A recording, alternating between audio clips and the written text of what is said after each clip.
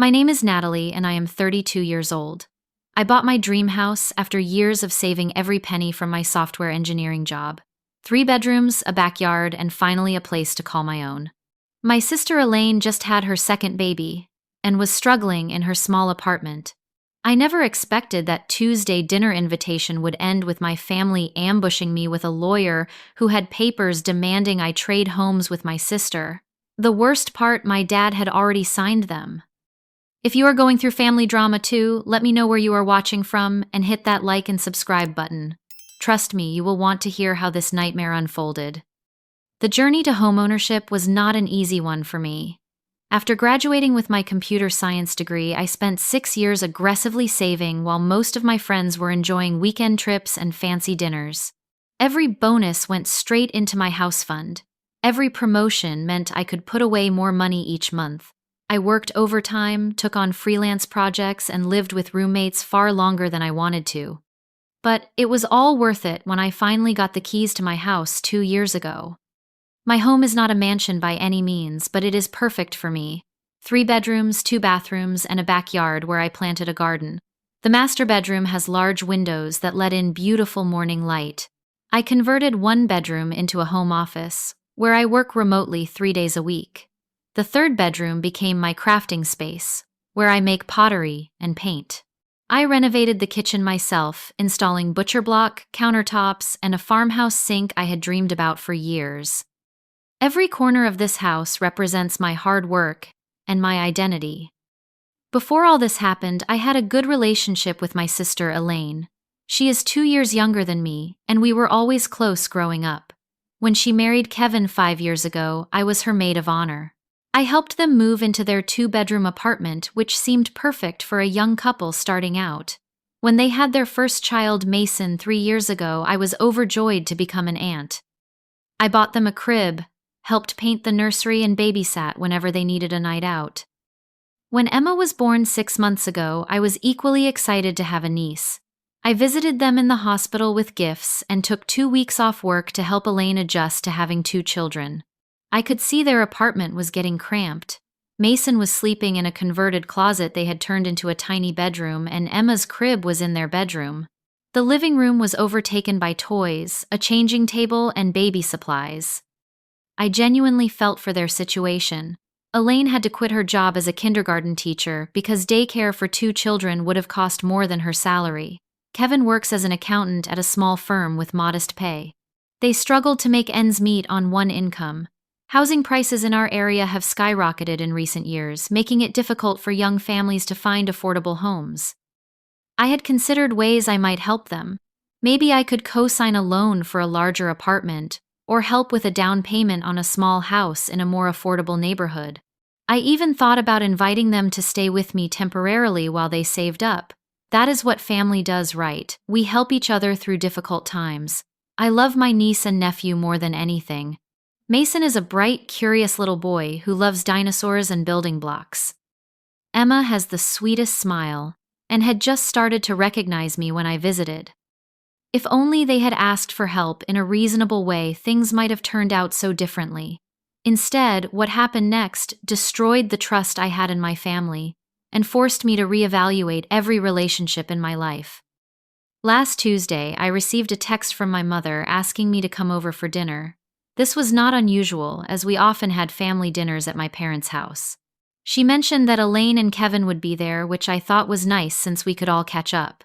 I brought a bottle of wine and toys for the kids, looking forward to a pleasant evening with my family. When I arrived, something felt off immediately. The energy in the house was tense. My mother hugged me a bit too tightly, her eyes red as if she had been crying. My father barely made eye contact when he greeted me. Elaine was bouncing Emma on her hip, while Mason played quietly in the corner, unusual for the energetic 3-year-old. Kevin stood awkwardly by the fireplace, staring at his phone. And then I noticed him, a man in his 50s wearing an expensive suit sitting at my parents' dining table with a briefcase open in front of him. He was completely out of place in our casual family gathering, and the sight of him made my stomach drop. "Natalie, this is Harold Thompson," my father finally said, gesturing to the stranger. "He is a family attorney who is going to help us resolve a situation." I felt like I had walked into the wrong house. What situation needed resolving with a lawyer present? Harold stood up and extended his hand, which I shook automatically while my mind raced through possibilities. Was someone getting divorced? Had there been an accident I did not know about? Was someone in legal trouble? Please have a seat, Harold said, gesturing to the dining table where papers were spread out. Your family has asked me to mediate a discussion about a property exchange that would benefit everyone involved. Property exchange. I looked around at my family members who all avoided my gaze except for Elaine, who stepped forward with Emma still on her hip. Natalie, we need to talk about our living situations, she said. Her voice unnaturally rehearsed as if she had practiced this speech. As you know, our apartment is too small for a family of 4. The kids have no space to play, we have no privacy, and the neighborhood schools are terrible. I nodded slowly, still confused about why this conversation required a lawyer. I know it is tough. I have been thinking about ways I could help you guys find a bigger place. That is just it, Kevin interjected, stepping beside my sister. We have found a bigger place. Your house. The room went silent as I tried to process what I had just heard. My house. Were they asking to move in with me temporarily? Harold cleared his throat. What your brother-in-law means is that your family has proposed a mutually beneficial solution. You would move into their apartment and they would take over your house. It makes perfect sense when you think about it. A single person does not need 3 bedrooms while a growing family desperately needs the space. I felt like someone had punched me in the stomach. They wanted me to give up my house. The home I had worked years to afford. The place I had renovated and made my own. This is a joke, right? I looked around at my family, waiting for someone to break the tension with laughter. No one did. My mother finally spoke, her voice quivering. Honey, we know it seems unusual, but Elaine has 2 children who need space to grow. You are all alone in that big house. It just makes sense for you to downsize to something more appropriate for your lifestyle. My lifestyle, I repeated, my voice rising despite my attempt to stay calm. You mean the life I have built for myself, the house I saved for years to buy? Childless adults should sacrifice for those with kids, my father said flatly, as if reciting a line from a script. That is how family works. Those with less responsibility step up for those with more. I felt my cheeks burning with anger and disbelief. So, because I do not have children, my home, my property, my life choices mean less. Harold interjected again, his tone condescendingly patient. No one is saying your choices mean less. This is about what is best for the family unit as a whole. Studies show that children raised in homes with adequate space have better outcomes in education and emotional development. Elaine began to cry, which seemed to be my family's cue to pile on the guilt. You have no idea how hard it is, she sobbed. Mason has nowhere to play. Emma will never have her own room. The apartment is on a busy street with no yard. Is that what you want for your niece and nephew to grow up without a proper home? When their aunt has plenty of space she does not even use? Kevin nodded vigorously. Your house has that fenced backyard. It is in a good school district. It has room for the kids to have their own bedrooms. Meanwhile, you use one bedroom for sleeping and the others for what hobbies? How is that fair? I looked to my parents for support but found none. My mother avoided my eyes while my father sat stone-faced beside the lawyer. We have already discussed the financial aspects, Harold continued, pushing a document toward me. Since your house is worth more than their apartment, they would take over your mortgage payments. You would have no housing costs in the apartment since they own it outright. Really, you would be saving money in this arrangement. I could not believe what I was hearing.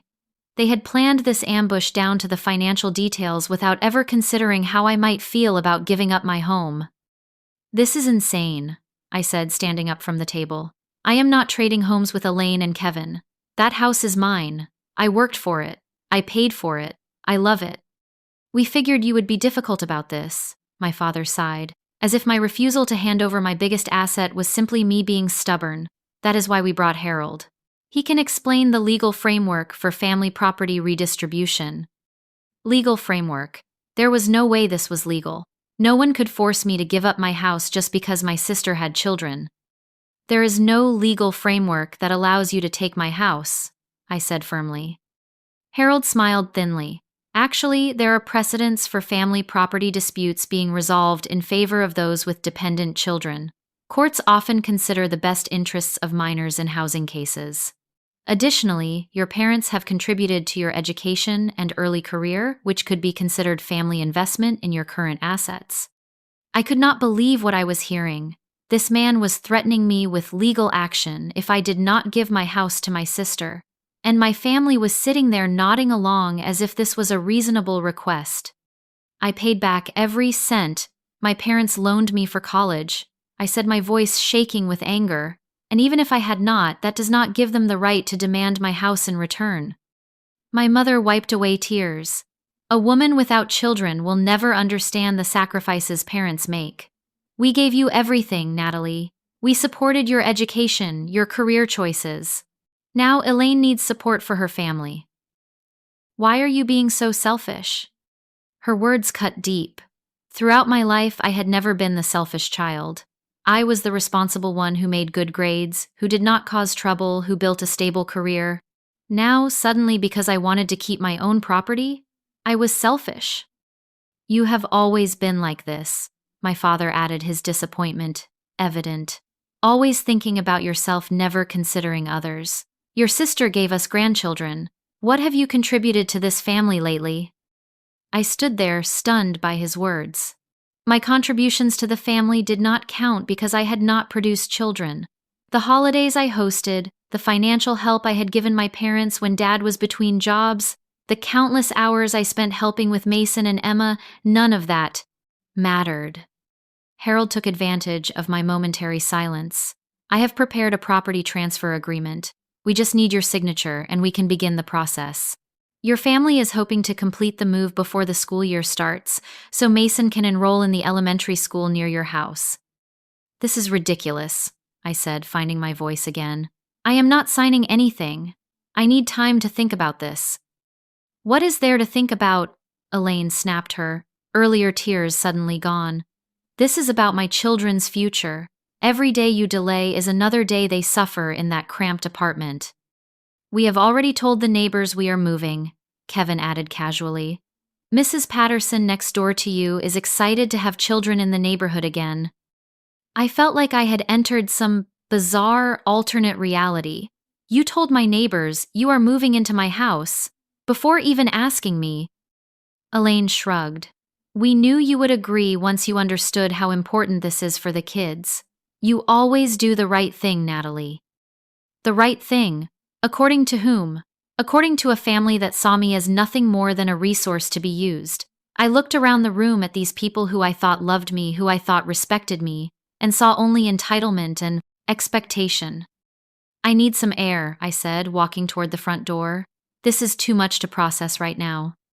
We need an answer tonight, my father called after me. The lawyer has other appointments this week.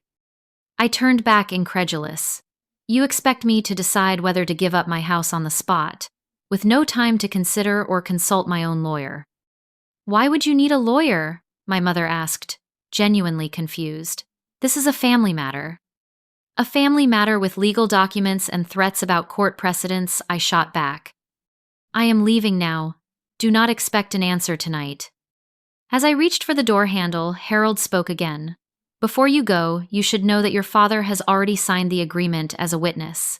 He believes this is in the best interest of the family. I froze, then slowly turned back to look at my father. He would not meet my eyes. You signed papers about my house without my knowledge. My voice was barely above a whisper. It is just as a witness, he mumbled, to show family support for the arrangement. I walked out without another word, got in my car, and drove home in a daze. My own father had signed documents regarding my property, without even telling me. The betrayal was so profound I could barely comprehend it. That night I could not sleep. I paced through my house, the home I had worked so hard for, looking at all the personal touches that made it mine. The built-in bookshelves I had installed myself, the garden I had planted from seeds, the kitchen I had renovated with my own hands. How could they ask me to give this up? I tried to understand their perspective. Yes, Elaine and Kevin needed more space for their growing family. Yes, on paper it might seem wasteful for me to have 3 bedrooms while they crammed 4 people into 2. But this was my home, my sanctuary, the result of my hard work and sacrifices. Around midnight, I received an email from Harold Thompson. The subject line read, "Property transfer agreement signature required within 48 hours." Attached was the document my father had already signed with a highlighted section waiting for my signature. I read through it in horror. The language was designed to make me feel guilty for hesitating. It mentioned the best interests of minor children and family obligation to support dependents multiple times. It detailed how I would benefit financially from not having mortgage payments in the apartment. It even included a section about how I could visit the house, not my house, on weekends to maintain my garden if I wished. The audacity was breathtaking. They had planned every detail of taking my home from me down to when I would be allowed to visit my own garden. I closed the email without responding and tried again to sleep, but my phone kept buzzing with text messages. From Elaine, "Just sign the papers, Nat. You know this is the right thing to do." From Mom, "We are disappointed in your reaction tonight. We raised you better than this." From Kevin, "We are thinking of putting Mason in the bedroom with the morning light. He is an early riser anyway." They were already planning the layout of my house. The violation was overwhelming. The next morning, things escalated further. I woke up to find Elaine and Kevin parked in my driveway. When I reluctantly opened the door, they walked in with measuring tapes and notebooks. "What are you doing?" I asked, still in my pajamas. "Just taking some measurements," Kevin said casually, as if this were perfectly normal. "We need to know if our couch will fit in the living room, or if we should buy a new one." "You cannot just come into my house and start measuring things," I said, my voice rising. "I have not agreed to anything." Elaine looked at me with a mixture of pity and annoyance. "Natalie, stop being difficult. This is happening. The sooner you accept it, the easier the transition will be for everyone." "This is not happening," I said firmly. "This is my house. I am not trading with you." "The lawyer says, we have a strong case if you force this to court," Kevin said, continuing to measure my living room wall as if I had not spoken. "Your dad told us how much he helped you with the down payment. He gave me $5,000 as a gift, which I tried to pay back, and he refused," I said. "That does not give him or you any claim to my house." "Family resources are family resources," Elaine said dismissively. "The point is, you are single with no responsibilities. We have 2 children. Society recognizes that families with children have greater needs." I stood there in shock as they continued to walk through my house, opening closets, discussing which furniture they would keep and which they would replace. The entitlement was staggering. After they finally left promising to return with paint samples, I received a call from Mrs. Patterson, my elderly neighbor. "I just wanted to say how wonderful it is what you are doing for your sister," she said warmly. "Giving up your home so those beautiful children can have a better life. Not many people would make such a sacrifice." My heart sank. "Mrs. Patterson, I have not agreed to give my house to my sister." There was an awkward pause. "Oh, well, that is not what she told me when she brought the children by yesterday. She introduced Mason to my grandson and said they would be neighbors soon. She even showed him where his new bedroom would be." Elaine had brought Mason to my house when I was not home. Had she used a spare key, the invasion of privacy was infuriating. Throughout the day, the pressure mounted. Relatives I rarely spoke to called to either praise my generosity or scold me for still hesitating. It became clear that my family had spread the word that I had agreed to the house swap, or at least that I should agree to it. By evening, I was emotionally exhausted. Then came the final straw. A moving truck pulled up in front of my house, and Kevin and Elaine got out, followed by 2 movers.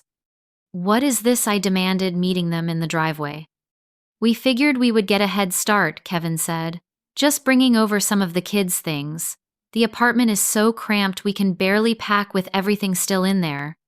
"You are not moving anything into my house," I said firmly. "I have not agreed to this swap, and I am not going to."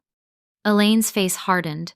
"Why are you being so selfish? These are your niece and nephew we are talking about. Do you want them to grow up in a cramped, unsafe environment when you have all this space you do not even use?" "My house is not yours to take," I said. my voice breaking. I worked for this. I saved for this. This is my home. It is just a house, Elaine snapped. Family is more important than property. If family is so important, why are you trying to take my home from me? I asked. Why are you spreading rumors to the neighbors, bringing in lawyers, and showing up with moving trucks without my consent?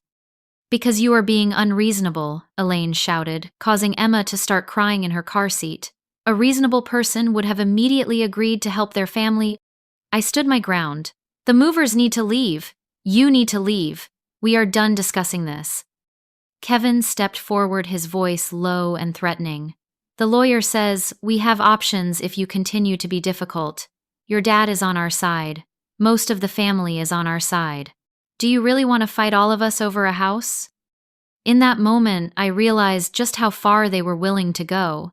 This was not a misunderstanding or a poorly communicated request for help. This was a coordinated effort to pressure, manipulate, and intimidate me into giving up my home. I went back inside and locked the door, then watched through the window as they argued in my driveway, before finally leaving with the moving truck. I collapsed on my couch and sobbed. The family I thought I had, the people I thought loved me, were willing to bully and threaten me to get what they wanted. That night was the lowest point. I felt completely alone. I questioned whether I was being selfish. Was there something wrong with me for wanting to keep my own home? Was I a bad aunt for not prioritizing my niece and nephew's needs above my own? The doubt and guilt were overwhelming. I cried myself to sleep that night, feeling betrayed by the people I trusted most in the world. The next morning, I woke up to more texts and missed calls. My mother had left a voicemail saying she was heartbroken by my continued selfishness. My father had texted that he was deeply disappointed in me. Elaine had sent photos of Mason and Emma with sad faces, with the caption, "Missing their future bedrooms." The emotional manipulation was relentless. Every message was designed to make me feel guilty, selfish, and wrong for not giving up my home. I was about to turn off my phone when I received another email from Harold Thompson. This one had a more serious tone. As your father has already signed the preliminary agreement, we are prepared to move forward with legal proceedings if necessary. I should inform you that in family property disputes, courts often favor the interests of minor children. Additionally, your parents have provided documentation of financial assistance throughout your adult life, which could be construed as investment in the property in question. I strongly advise you to sign the agreement voluntarily to avoid costly and emotionally difficult litigation. Attached to the email was a scan of the document my father had signed. Seeing his signature on papers regarding my house without my consent felt like a physical blow. This was not just Elaine and Kevin being entitled. My own parents were actively working against me. As I stared at the document, my doorbell rang. Through the peephole, I saw Kevin standing there with what looked like more paperwork. I did not open the door. "Natalie, I know you are in there," he called out. "We need to talk about the timeline for the move. The landlord needs to know when we are vacating the apartment." I remained silent, leaning against the door with my heart pounding. "This is happening whether you cooperate or not," he continued. "Your dad has already talked to a judge he knows from his Rotary Club. We have options if you keep being difficult." I slid down to the floor, my back against the door, and tried to control my breathing. They were not going to stop. The pressure would continue until I gave in or broke down completely. My phone buzzed with a text from my mother. "Your sister is crying again because of you. How can you do this to your own family?" Another from my father. "I raised you to put family first. I do not recognize the selfish woman you have become." Then came the worst blow. A mutual friend forwarded me a social media post from Elaine that read, "Heartbroken that someone who claims to love my children would deny them a safe and spacious home while living alone in a house with empty bedrooms. Some people only think of themselves, I guess." Number family first. She had taken this public, painting me as the villain, in a story where she was the victim. The comments were filled with people expressing sympathy for her and disgust toward me, though she had never mentioned me by name. I felt like I was drowning. The people who were supposed to love me unconditionally were gaslighting me, manipulating me, and publicly shaming me, all because I did not want to give up my home. Later that afternoon, I received a group text from extended family members, all weighing in on a situation they knew nothing about.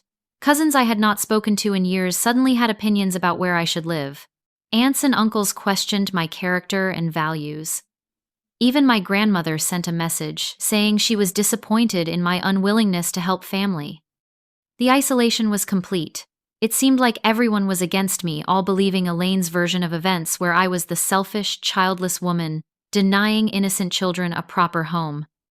That evening, I hit rock bottom when I discovered something that shattered what little trust I had left. Checking my mail, I found a letter from my homeowners association welcoming the Kevin and Elaine Anderson family to the neighborhood. They had actually gone to my HOA and updated the resident information without my knowledge or consent. The violation was so complete, so brazen, that something inside me finally snapped. This was no longer about family dynamics or misunderstandings. This was harassment. This was an organized campaign to bully me out of my own home. I sat on my kitchen floor, surrounded by threatening emails, manipulative texts, and the HOA letter, and I sobbed until I had no tears left. In that moment of complete despair, I realized something important. I did not deserve this. No one deserved to be treated this way, especially not by family. With that realization came clarity. I was not going to give in to their demands no matter how much pressure they applied. This was my home, my life, and I had the right to defend it. That night, I made a decision that would change everything. I was going to fight back. The next morning, instead of responding to the barrage of messages from my family, I searched online for family property disputes and harassment from relatives. After reading several articles and forum posts from people in similar situations, I realized I needed professional help. I made an appointment with Caroline Walker, a lawyer specializing in property law and family disputes.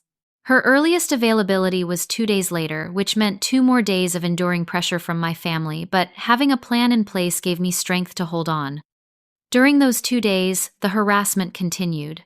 Elaine and Kevin drove by my house multiple times.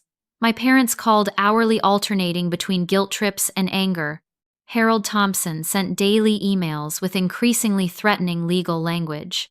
I stopped answering my door and set my phone to silent, preserving my sanity while I waited for my appointment. When I finally sat across from Caroline in her office, the whole story poured out of me. I showed her the emails from Harold, the document my father had signed, the HOA letter, and screenshots of the text messages and social media posts. Caroline listened carefully, taking notes, and occasionally asking for clarification. When I finished, she leaned back in her chair with a serious expression. "First, let me assure you that what they are trying to do has no legal basis," she said firmly. "Your house is your property. Your name is on the deed and mortgage. No one can force you to trade or give up your house regardless of their family status or your father's signature on some fabricated document." The relief I felt was overwhelming. Despite knowing intellectually that they could not legally take my house, hearing it from a professional lifted an enormous weight. What Harold Thompson is doing borders on legal malpractice?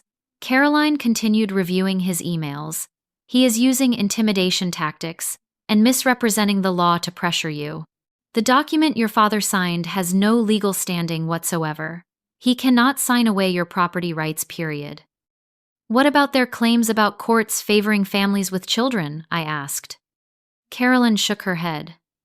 "That is a gross misrepresentation.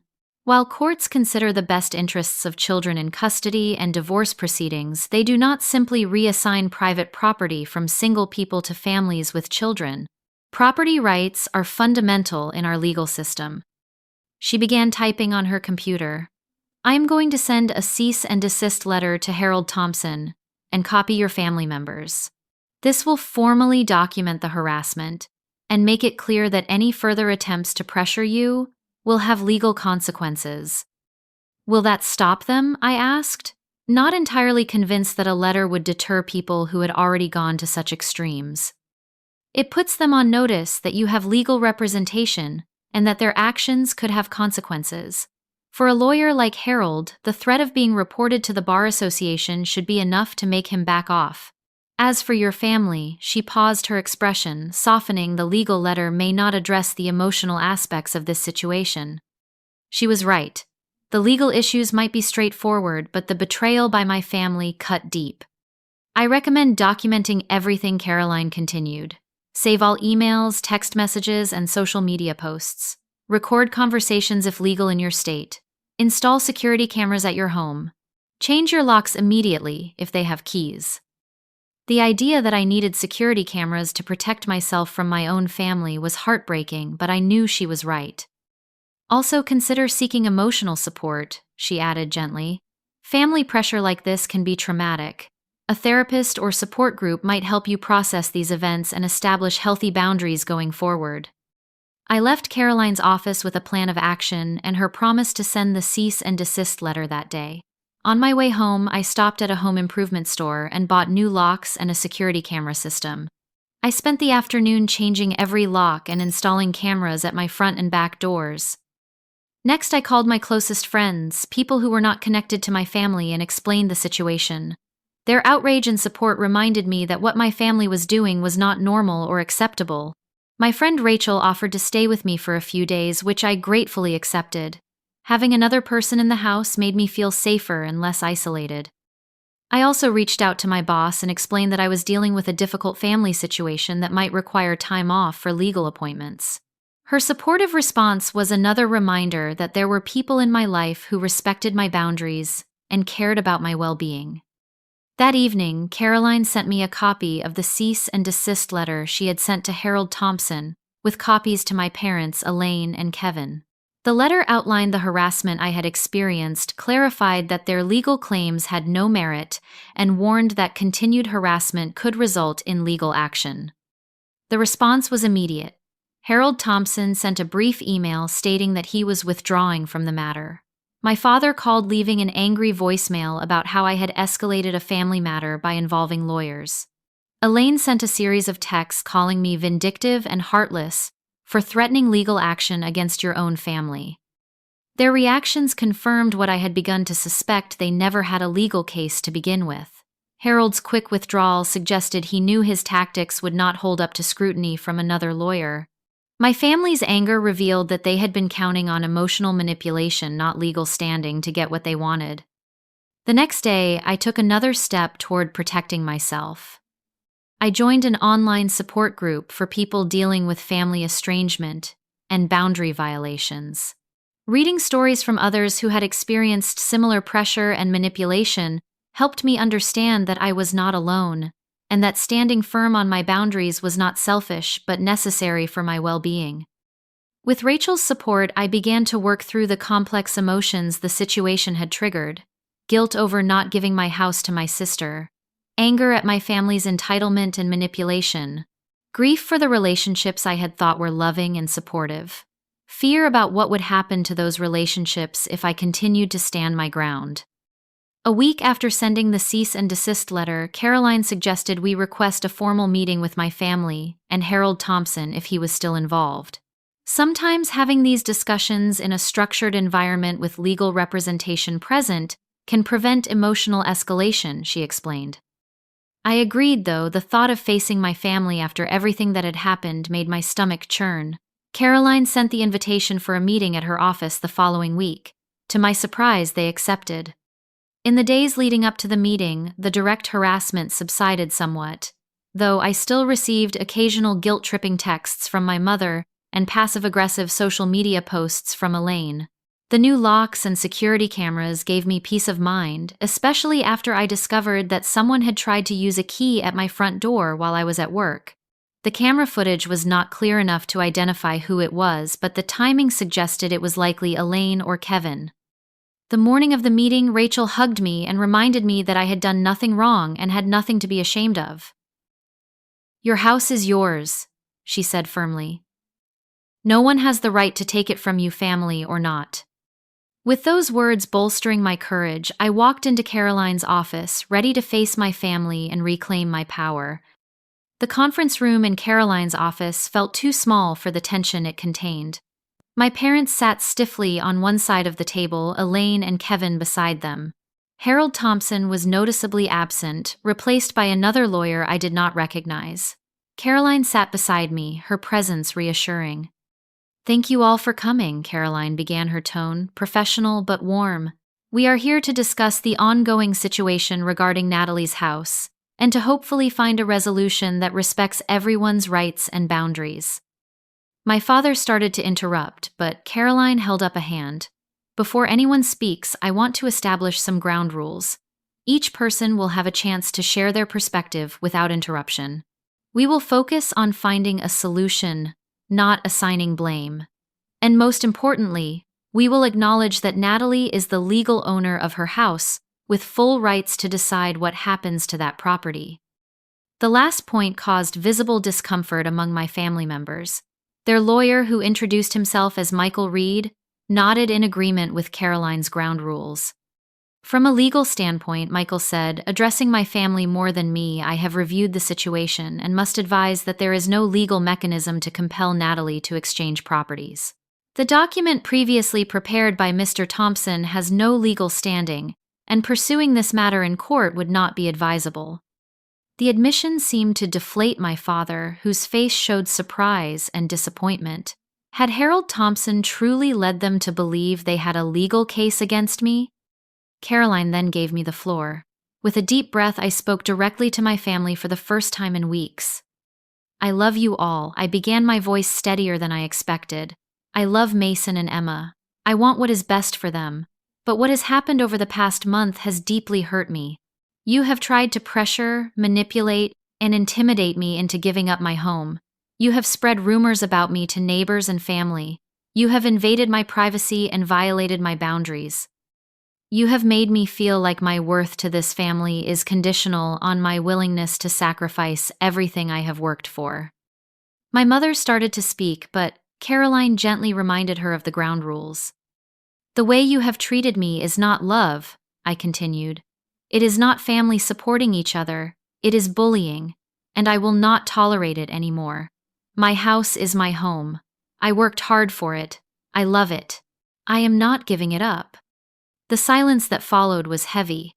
Then, one by one, my family members spoke. My mother went first, tearfully explaining that she only wanted what was best for her grandchildren. "We did not mean to hurt you," she said, though the lack of a direct apology was telling. "We just thought, since you live alone and Elaine has the children, that my home, my life choices, and my boundaries matter less," I finished for her. "That is exactly the problem, Mom. You see me as less deserving because I do not have children." My father spoke next, his tone defensive at first. "We never intended to actually take legal action," he claimed. "Harold said the document was just to show you how serious we were about helping Elaine and Kevin find a better living situation." "You signed papers regarding my house without my consent," I reminded him. "How would you feel if I did that to you?" He had no answer for that. Kevin spoke briefly, claiming they had been desperate and did not know what else to do. His apology seemed more genuine than my parents', though he still maintained that their need for space justified their actions. Finally, Elaine spoke. To my surprise, tears filled her eyes, but not the manipulative tears I had seen before. These seemed real. "I have been jealous of you for years," she admitted, her voice breaking. "You have the successful career, the beautiful house, the freedom. I love my children more than anything, but motherhood is harder than I ever imagined. When I saw your house with all that space, all I could think was how unfair it was that you had everything I wanted." Her honesty caught me off guard. This was the first glimpse of real emotion, of the real issue underlying the house demand. "So you decided to take it from me?" I asked quietly. "I convinced myself you owed it to me," she said, looking down at her hands. "That because my life was harder with children, you should give up what you had worked for. I see now how wrong that was." The conversation continued for over 2 hours. Gradually, the focus shifted from the house to the deeper issues in our family dynamics. How my parents had always favored Elaine because she followed the traditional path they valued. How Elaine's resentment of my career success had festered. How Kevin had felt inadequate for not being able to provide the home he thought his family deserved. By the end of the meeting, several things were clear. First, my family finally understood that the house was not up for discussion. I would not be trading or giving it up, period. Second, our relationships had been damaged in ways that would take time and effort to repair, if repair was even possible. And third, the issue had never really been about the house, but about respect, boundaries, and different visions of what family obligation meant. As we prepared to leave, my father pulled me aside. "I should never have signed those papers," he said quietly. "I was wrong, and I am sorry." It was the first direct apology I had received, and while it did not erase the hurt, it was a start. Caroline and I watched as my family filed out of the conference room. "How are you feeling?" she asked once we were alone. "Drained," I admitted, "but stronger than before, clear about my boundaries." "That is progress," she said with a smile. "Family dynamics do not change overnight, but you have taken an important step in establishing that you deserve respect." In the weeks that followed, I maintained limited contact with my family as I processed everything that had happened. I kept the security cameras installed and the new locks in place, not yet ready to fully trust that the boundary violations were over. To my surprise, Elaine reached out with a text that seemed genuinely remorseful. "I am truly sorry for what we tried to do. I let jealousy and entitlement blind me to how much I was hurting you. I do not expect forgiveness, but I want you to know, I regret my actions." It was a small step, but a meaningful one. Meanwhile, I channeled my energy into helping Elaine and Kevin find a more suitable housing solution within their means. Not because I felt obligated, but because I chose to. I helped them create a realistic budget and savings plan. I researched first-time homebuyer programs they might qualify for. I even offered to help with a reasonable down payment when they were ready as a gift, with no strings attached. The experience had changed me. I was more assertive about my boundaries, more cautious about who I trusted, and more aware of the complex dynamics that can lurk beneath family relationships. But I was also stronger, more confident in my right to protect what was mine, and more committed to building relationships based on mutual respect rather than obligation or guilt. 3 months after the lawyer meeting, Elaine and Kevin found a small 3-bedroom house in an up-and-coming neighborhood. It needed work, but the price was within their budget, especially with the first-time homebuyer credit they qualified for. I helped them with painting and repairs, not out of obligation, but as a freely given gift between equals. The first time I visited them in their new home, seeing Mason and Emma playing in their own backyard, I felt a sense of rightness that had been missing from the entire ordeal. This was how it should have been all along. Not them taking what was mine, but finding their own path with appropriate support. My relationship with my parents remained strained but slowly improved as they began to recognize and respect my boundaries. My father's apology had been followed by actions that showed he was genuinely remorseful, while my mother took longer to understand how deeply her words and actions had hurt me. As for my house, it remained my sanctuary, my achievement, my home. No guilt, no matter how skillfully applied, could change the fact that I had the right to keep what I had worked for regardless of my family's status or life choices. 6 months have passed since that awful Tuesday when my family ambushed me with a lawyer and demands for my house. The journey to healing has been neither quick nor easy, but I am in a much better place now, both emotionally and in my relationships. The first few weeks after the confrontation meeting were the hardest. I alternated between anger, grief, and lingering doubt about whether I had done the right thing. Even though I knew legally and ethically I was justified in keeping my home, years of family conditioning made it difficult to shake the guilt completely. Therapy became my lifeline during this time. My therapist, Dr. Martinez, helped me understand that the guilt I felt was not a sign that I had done something wrong, but rather the result of family patterns that had taught me my needs and boundaries were less important than others. She introduced me to the concept of family roles and helped me see how I had been cast as the responsible one, the giver, the one who sacrifices for others without complaint. Breaking out of that role will feel uncomfortable, she told me. The discomfort does not mean you are wrong, it means you are growing. Growing was exactly what I was doing, painful as it sometimes was. I learned to say no without apology. I learned to recognize manipulation tactics like guilt trips and emotional blackmail. Most importantly, I learned that loving someone does not mean giving them whatever they demand, especially at great cost to yourself. Meanwhile, Elaine and Kevin settled into their new home. The small three-bedroom house they found needed work, but was in a decent school district and had a fenced backyard for the children. They qualified for a first-time homebuyer program that made the monthly payments manageable on Kevin's salary. I helped them with some renovations, teaching Elaine how to paint and install backsplash the way I had learned when fixing up my own house. Our relationship has changed fundamentally. The entitled demands are gone, replaced by genuine gratitude when I offer help and respect when I cannot. Elaine has admitted that her attempt to take my house came from a place of deep insecurity and jealousy, feelings she is now addressing in her own therapy. I compared myself to you constantly, she confessed during a sister's lunch last month. Your career, your freedom, your beautiful home. I felt like a failure in comparison, so I convinced myself you owed me what you had. I am so sorry for what I put you through. Her apology meant a great deal, especially because it came with changed behavior, not just words. My relationship with my parents has been slower to heal. My father came around first, his initial apology, followed by consistent respect for my boundaries. He helped Elaine and Kevin with some repairs on their new house, showing through actions that he supported their independence rather than entitled demands. My mother has struggled more to understand my perspective. Her belief that family means sacrifice runs deep, and she still occasionally makes comments about my empty bedrooms or how I have it easy without children. But even she has begun to recognize that her expectations were unreasonable. A breakthrough came when she visited my house for the first time since the conflict.